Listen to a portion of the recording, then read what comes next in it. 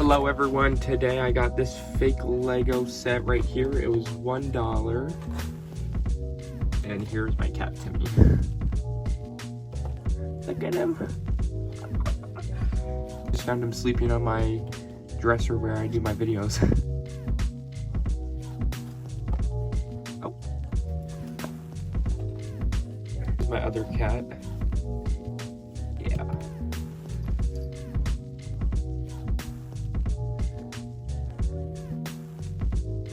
Here's the pieces and here's the instructions. It only has 24 pieces, so it might not be worth it, but we'll find out.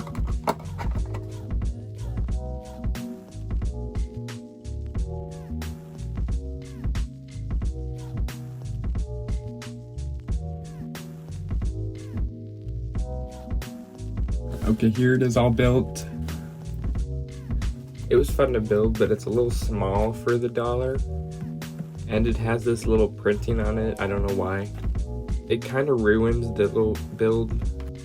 I say it's worth $1, but if you do not like these little small little builds, it's not worth $1. I know my cat likes it.